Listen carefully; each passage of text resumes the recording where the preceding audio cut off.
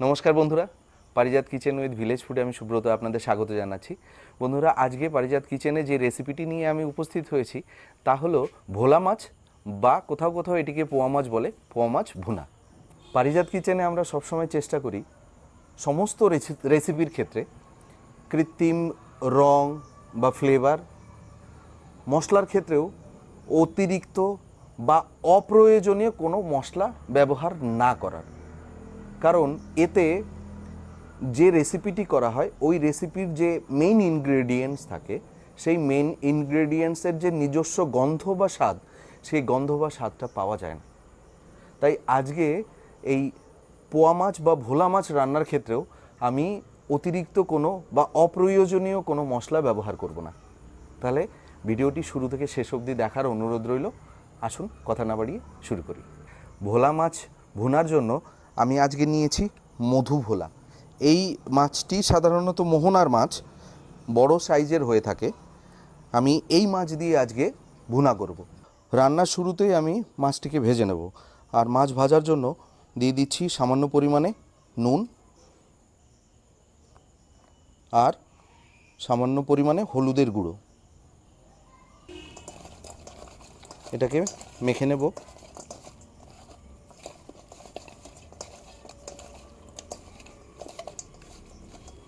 তেল গরম হয়ে গেছে, এবার একে একে মাছগুলোকে ভেজে নেব।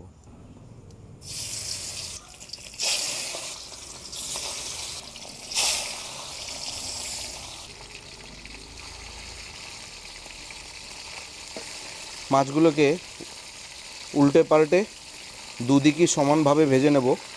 আর মাছটা আমি খুব বেশি পরিমাণে ভাজবো না, এটা একটা মাঝারি ভাজা দেব, মানে খুব বেশি কড়া না, আবার একদম কম ভাজিও না।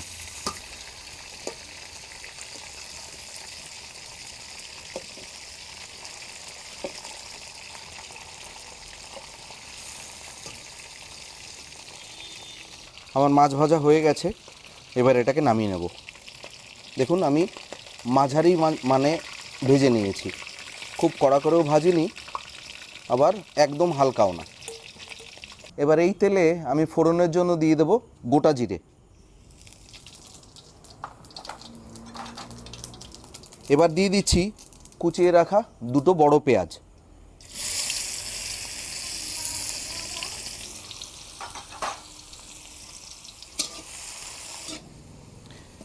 পেঁয়াজটাকে আমি হালকা বাদামি করে ভেজে নেব। পেঁয়াজ হালকা বাদামি হয়ে গেছে, এবার এর মধ্যে দিয়ে দেব 1 চামচ রসুন বাটা আর দিয়ে যাব 1 চামচের একটু বেশি আদা বাটা। এটা হালকা ভাজা হলে যখন এটা থেকে কাঁচা গন্ধ চলে যাবে, এর মধ্যে দিয়ে দেব সামান্য পরিমাণে জল।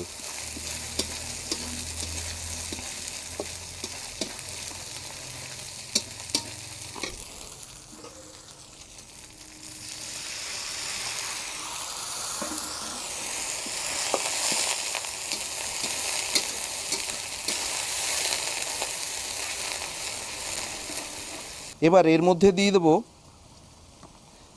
1 চামচ জিরের গুঁড়ো আর 1.5 চামচ ধনের গুঁড়ো।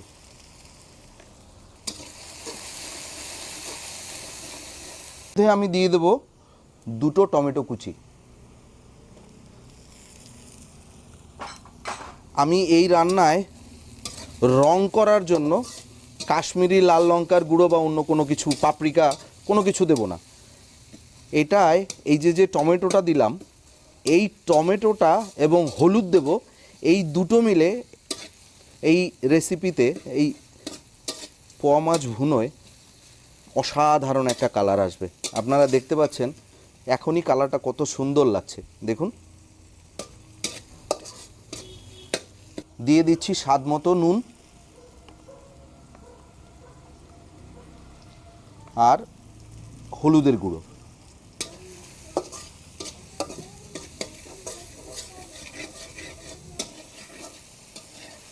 দেখুন কত সুন্দর কালার এসছে, টমেটোটা নরম হয়ে গেছে।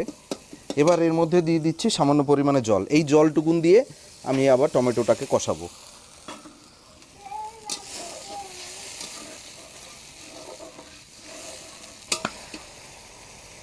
এবার এর মধ্যে দিয়ে দেব কাঁচা লঙ্কা। আমরা এতে শুকনো লঙ্কাও ব্যবহার করব না। শুকনো লঙ্কা ব্যবহার করলে, শুকনো লঙ্কার গুঁড়ো দিলে একটু কালারেরও চেঞ্জ আসতো, কিন্তু সেটা আমরা দেব না।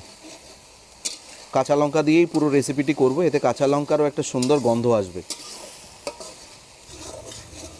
আমার সমস্ত মশলা কষানো হয়ে গেছে, দেখুন টমেটোও কিন্তু একদম নরম হয়ে গ্রেভির সাথে মিশে গেছে। এবার আমি এর মধ্যে মাছগুলো দিয়ে একটু কষিয়ে নেব।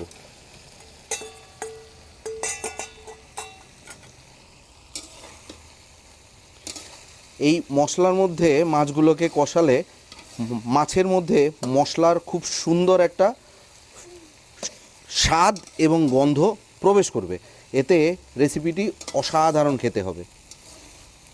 আর এই সময় খেয়াল রাখবেন আঁচ যেন একদম একদম কম থাকে, না হলে নিচে লেগে যেতে পারে। মশলা দিয়ে আমার মাছ কষানো হয়ে গেছে, এবার এতে আমি পরিমাণ মতো জল দিয়ে দেব। আমি আজকে এই রেসিপিটা একটু মাখো মাখো করব, তাই বেশি জল দেব না, আর একটু জল দিয়ে দিচ্ছি। আর ভুনা সাধারণত একটু মাখো মাখো হয়, বেশি এতে ঝোল থাকে না, তাই জলের পরিমাণটা আমি বেশি দিচ্ছি না। আর এবার টান জালে এটাকে আমি রান্না করে নেব। আমার ভোলা মাছ ভুনা হয়ে গেছে। এই অবস্থায় দিয়ে দেব ধনেপাতা কুচি। এই ধনেপাতা কুচি দেওয়াতে এই তরকারিতে একটা অপূর্ব গন্ধ এবং স্বাদ আসবে। কোনো গরম মশলা বা কোনো কিচ্ছু ব্যবহার করব না, জাস্ট এই ধনেপাতা কুচিটাই এই সবজির এই রেসিপির স্বাদটাকে একটা অন্য লেভেলে নিয়ে যাবে। আমার মাছ রান্না হয়ে গেছে, এবার এটাকে নামিয়ে নেব। দেখুন কত সুন্দর হয়েছে দেখতে।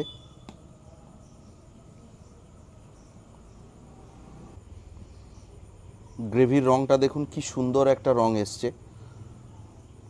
এতে কোনো কৃত্রিম রং নেই, না এতে কাশ্মীরি লাল লঙ্কার গুঁড়ো আছে, না শুকনো লঙ্কার গুঁড়ো, না পাপরিকা, কোনো কিছু নেই, অথচ কত সুন্দর একটা ন্যাচারাল কালার এসছে। আমার ভোলা মাছ বা পোয়া মাছ ভুনা হয়ে গেছে। এটি দেখতে ভীষণ অসাধারণ হয়েছে। কাশ্মীরি লাল লঙ্কা বা পাপরিকা বা অন্য কোনো কালার ছাড়া এটি এত সুন্দর রং হয়েছে এবং এটি খেতেও হয় অপূর্ব। তাই আপনারাও বানিয়ে ফেলুন এরকম সামান্য মশলা দিয়ে অথেন্টিক উপায়ে পোয়া মাছ বা ভোলা মাছ ভুনা, আর আমাকে কমেন্টস করে জানান আপনাদের রেসিপিটি কেমন হলো। আশা করি ভিডিওটি ভালো লেগেছে, আর ভিডিও দেখার জন্য অসংখ্য ধন্যবাদ। আর প্লিজ প্লিজ প্লিজ প্লিজ চ্যানেলটি সাবস্ক্রাইব করে পাশে থাকুন, আর বেল বাটনে ক্লিক করে রাখুন অল সিলেক্ট করে, যাতে সমস্ত নোটিফিকেশান, সমস্ত ভিডিও নোটিফিকেশান আপনাদের চ্যানেলে শুরুতেই পৌঁছে যায়। আজকে এই অবধি, ভালো থাকবেন, সুস্থ থাকবেন, দেখা হবে অন্য কোনো দিন অন্য কোনো রেসিপি নিয়ে। নমস্কার।